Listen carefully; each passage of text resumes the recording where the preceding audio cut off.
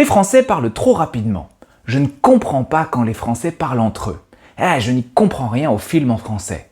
Si vous pensez que toutes ces phrases sont vraies, alors la vidéo d'aujourd'hui est faite pour vous. Aujourd'hui, nous allons voir quels sont les éléments qui bloquent votre compréhension du français, ainsi que les stratégies pour lever ces blocages. Et nous allons voir que les difficultés de compréhension ne sont pas toujours une question de langue. Quels sont les autres éléments qui vous empêchent de comprendre le français? Regardez la suite de la vidéo pour le savoir. Vous êtes prêts les Busy Learners?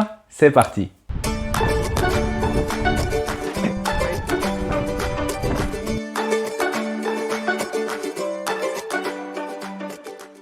Bonjour à tous et bienvenue sur Expat Lang, la chaîne YouTube dédiée aux personnes qui apprennent le français pour s'installer en France ou tout simplement pour découvrir la culture française. Moi c'est Jean-Baptiste et je suis professeur de français. Avant toute chose, si vous trouvez que je parle trop rapidement, n'hésitez pas à changer la vitesse de lecture dans les paramètres de YouTube.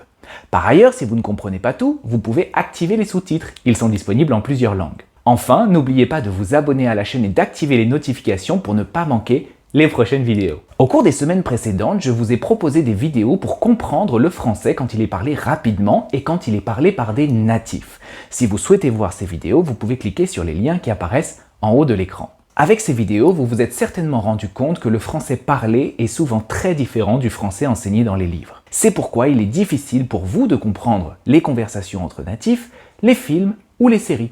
Pour vous aider à mieux comprendre le français dans ces différents contextes, je vais vous donner les éléments sur lesquels vous pouvez travailler. Pour certains de ces éléments, vous obtiendrez des résultats à court ou moyen terme. Mais pour d'autres éléments, il faudra voir plutôt sur le moyen, voire le long terme. On commence tout de suite. Première partie, les éléments que vous pouvez travailler à court ou moyen terme. Ces éléments sont les accents ou la rapidité.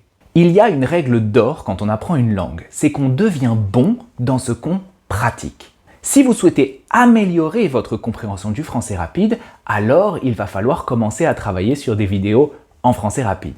Et si vous souhaitez comprendre un accent spécifique, eh bien il faudra écouter plusieurs ressources avec cet accent. Par exemple, si vous travaillez principalement sur des vidéos faciles, en français standard, avec une bonne articulation, il est normal que vous ne compreniez pas les vidéos en français rapide où les locuteurs mangent les mots et utilisent beaucoup d'expressions idiomatiques et populaires.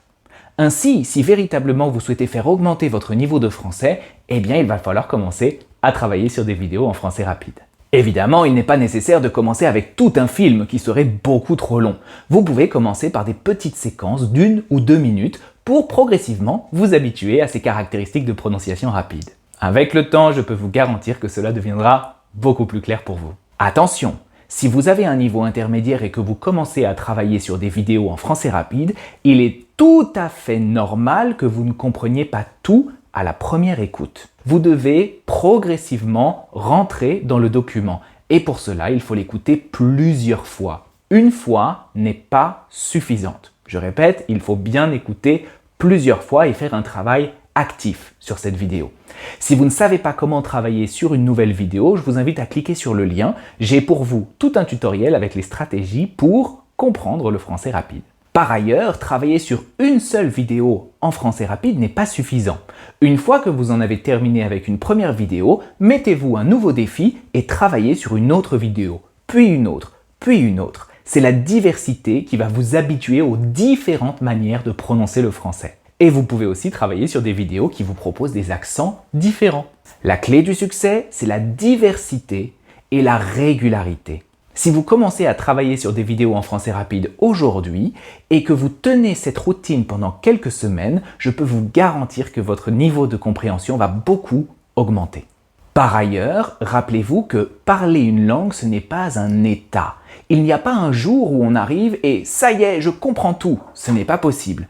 Même avec un niveau avancé, il est fort probable que vous trouviez encore des documents qui vous sont difficiles à comprendre. Continuez la même routine.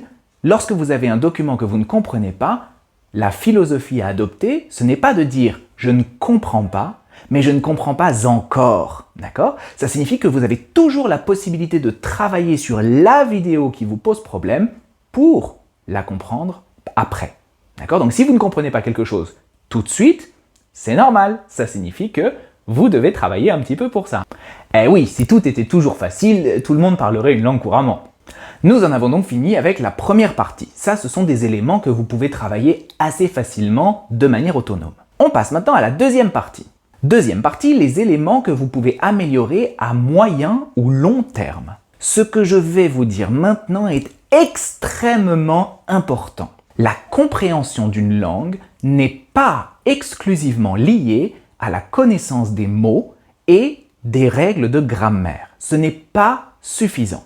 La culture, les habitudes sociales, l'humour, les formes de parler populaires, les références culturelles communes, tout ceci joue un rôle très important dans le langage.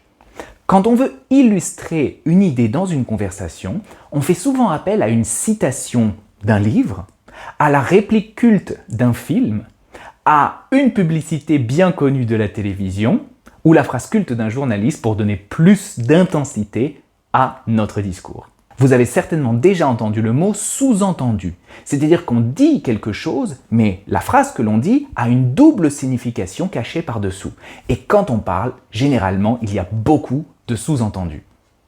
Il y a aussi des ellipses, comme nous avons vu la semaine dernière, c'est-à-dire des phrases qui ne sont pas complètes, mais qui sont suffisamment claires pour qu'on comprenne le sens exact.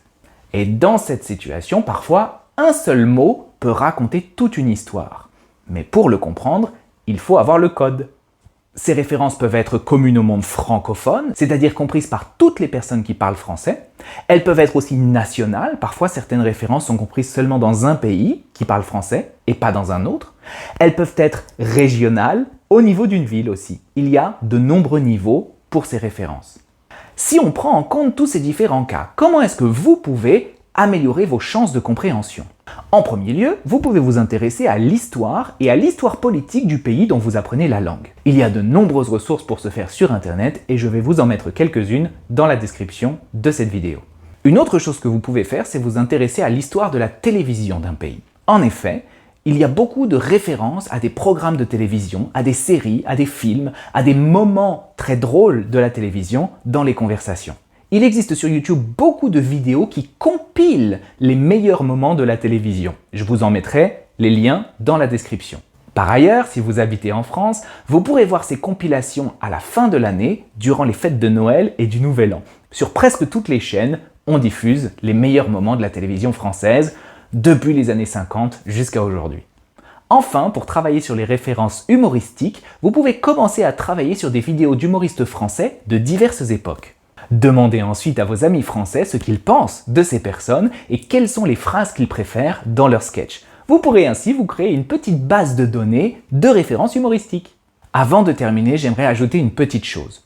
Même si vous travaillez sur ces différents éléments, les éléments que vous pouvez améliorer à court terme et les éléments que vous pouvez améliorer à moyen ou long terme, il restera toujours des éléments que vous ne pourrez pas comprendre.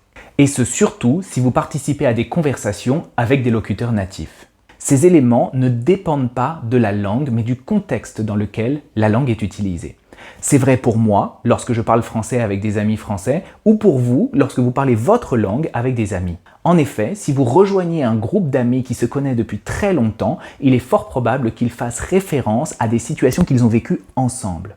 Malheureusement, pour ça, il n'existe pas de ressources qui vous permettent de comprendre de quoi ils parlent précisément. Et c'est bien souvent le plus difficile lorsqu'on s'installe dans un nouveau pays et qu'on parle avec un groupe d'amis locaux, ils peuvent avoir des références que vous n'avez pas. Ceci n'est pas grave et vous ne devez pas vous frustrer. C'est la même chose dans toutes les langues, dans la vôtre, dans une langue que vous apprenez. Il y aura toujours une partie de la conversation qui vous sera fermée pendant une période. Dans ce cas, il y a deux stratégies. La première, c'est d'accepter, de ne pas tout comprendre et de vous contenter de ce qui est à votre portée. Et la deuxième stratégie, c'est tout simplement d'être patient. Si vous restez dans un groupe suffisamment longtemps, progressivement, on va vous raconter les histoires, vous donner les codes qui vont derrière les mots et petit à petit, votre compréhension va s'améliorer. Voilà, nous en avons terminé avec ce sujet. Quant à moi, je vous retrouve dans la prochaine vidéo et d'ici là, salut à tous et bonne chance avec le français les Biz Learners.